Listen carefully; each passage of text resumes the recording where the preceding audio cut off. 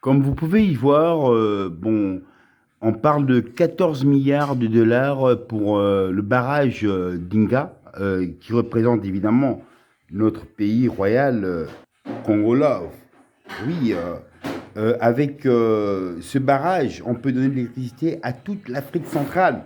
Ça veut dire que si on peut développer ce barrage pour donner l'électricité dans tous les villages, on pourra se reconstruire nous-mêmes. C'est-à-dire que on peut faire de l'élevage, tout ce qu'on peut alimenter avec l'électrique, ça ira plus vite.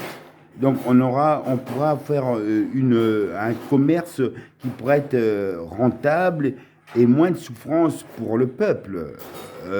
Mais non, on peut avoir le deuxième fleuve le plus grand au monde, rapide, et en plus, ça peut nous donner de l'électricité un peu partout dans l'Afrique.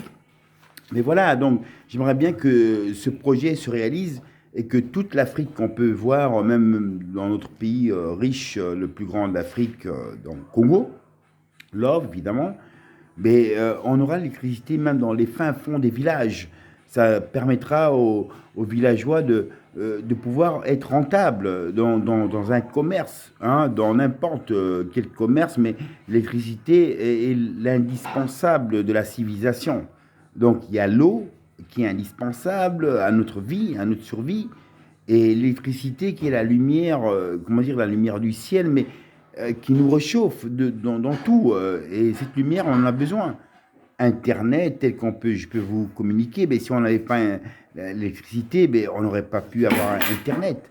Donc c'est toute une beauté de vous montrer que je me bats pour cette évolution qui peut être, si ça peut partir déjà du Congo et qu'on peut donner l'électricité un peu dans toute l'Afrique et qu'on peut faire développer d'autres, donc on peut développer notre propre richesse tout en sachant que l'Occident paiera des taxes comme des taxes d'exportation. Ça peut être du pétrole, du diamant, du minerai, tout ce qui est minerai. Ils paieront des taxes. On n'aura plus besoin d'avoir, on a le soutien de la France, mais on ne peut pas faire quoi que ce soit parce que on est soutenu par eux. Donc tout gain gagné sera pour eux. Donc on aura une petite misère qui sera pour le gouvernement et le gouvernement ne fait rien de manière qu'on peut voir les hôpitaux, les gens meurent, les gens, on peut faire un système mais tout le monde ne peut pas être égaux, sinon on serait dans le système des communistes, donc tout le monde a la même chaîne. Mais quand on est dans un système capitaliste à la fois socialiste, il faut aider les autres. Il y en a d'autres qui n'auront rien. Comme on peut dire, quand tu vas à l'église, tu dis aidez votre prochain. Mais votre prochain, c'est un système un peu d'impôt. Tu payes un petit impôt, un petit impôt, un petit impôt, mais ça aide celui qui n'a rien.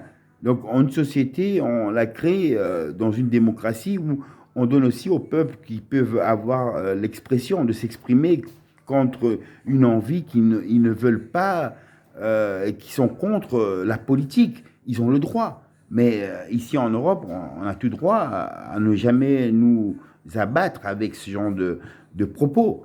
Mais quand on arrive dans ces pays maintenant où c'est la dictature, ben, il suffit qu'on fait une petite manifestation, ben, on est considéré comme rebelle, on peut nous tuer et tout.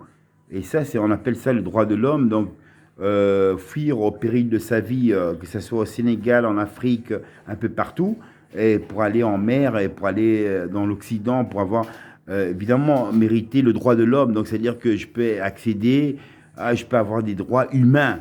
Si c'est des petits droits, le droit de la santé, c'est un droit humain, quoi. Je veux dire, pourquoi le président ou son fils, le fils du président, ou le fils du général, ira se faire soigner les dents à Paris avec une Ferrari et pendant ce temps que son peuple crève. Et pour quelle raison on ne donne pas des infrastructures, que les hôpitaux sont aussi bien que au Cuba, où j'ai été au Cuba, évidemment. Donc les hôpitaux gratuits, on soigne le peuple. Qu'importe si tu as de l'argent ou tu n'as pas d'argent, mais on te soigne. Et pas comme je peux le voir chez nous au Congo, ben, tu peux crever si tu n'as pas d'argent pour payer tes traitements ou payer tes soins, ben, autant crever, on te laisse crever. Et c'est un peu triste pour un pays qui est riche. Ben, je vous fais part maintenant ce reportage où il y a 14 milliards de dollars pour le barrage de Dinga de Troyes. Donc, il y a un barrage où Philippe de Dieuleveux, si vous connaissez, c'est un Français, il faisait souvent du kayak et il a été là-bas, il n'a jamais su revenir. Il a fait les plus grandes cascades, mais arrivé dans le barrage d'Inga, il en est mort. Voilà, on a voulu faire une enquête en croyant que c'était Mobutu qui l'avait tué, mais c'est un barrage mortel, quoi. Donc je vous fais part de ça, merci. Annoncé mardi un accord avec des partenaires chinois et espagnols pour le développement d'un projet hydroélectrique de 14 milliards de dollars qui avait pris beaucoup de retard. Le projet INGA 3 s'inscrit dans le cadre d'un programme majeur d'extension des barrages hydroélectriques le long du fleuve Congo. Le projet dure depuis environ 30 ans, mais son aboutissement a échoué à plusieurs reprises. L'année dernière, la RDC a demandé à des consortiums rivaux, l'un dirigé par la société chinoise Three Gorges Corporation et l'autre regroupé sous la bannière de la société de construction espagnole ACS, de s'associer et de présenter une offre commune. Le projet IGA 3 devrait renforcer 2 centrales électriques vieillissantes construites entre 1972 et 82 sur les chutes du fleuve Congo à Inga, à 260 km en aval de Kinshasa. INGA 3 est la première phase d'un projet en 6 phases selon les responsables congolais. Le barrage pourrait durer 11 ans dans sa construction. INGA 3 devrait générer 4800 MW, soit l'équivalent de la production de 3 réacteurs nucléaires de 3e génération. Il pourrait aussi alimenter une bonne partie de l'Afrique en électricité. En Afrique, hein, je dis. Ben maintenant, qu'est-ce que tu en penses de cette politique-là? Je trouve que c'est injuste. Parce qu'en fait, le problème, c'est que les dirigeants, en fait, ils reçoivent beaucoup d'argent au niveau des étrangers. Mais en fait, le peuple subit la pauvreté. Parce qu'en fait, le problème, c'est que, comme Donald Trump a dit, il dit que moi, quand je veux passer au pouvoir, je veux que tous les dirigeants africains, ceux qui ont vécu pendant 30 ans, 40 ans de pouvoir, ça ne va plus exister. Ça, je veux changer ça. Parce qu'en fait, moi, je veux pour le peuple. Parce qu'en fait, eux, ils s'enrichissent, eux, mais pas le peuple. Le peuple, en fait, l'Afrique, en fait, peut être un pays où, en fait, tu auras des Européens qui vont immigrer en Afrique. Parce qu'en fait, on a tellement de richesses, mais on n'a pas la main-d'œuvre. Voilà. C'est-à-dire la technologie. Oui, mais est-ce que la technologie. Oui, mais, oui, mais justement, est-ce que la technologie ne peut pas être.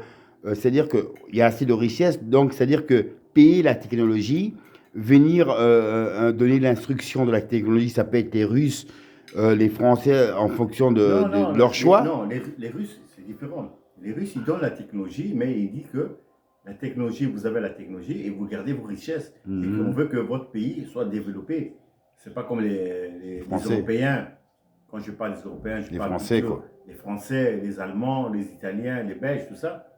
Qui, en fait, eux, ils le disent, mais eux, ils voient leurs intérêts. Les intérêts, voilà. Tu vois.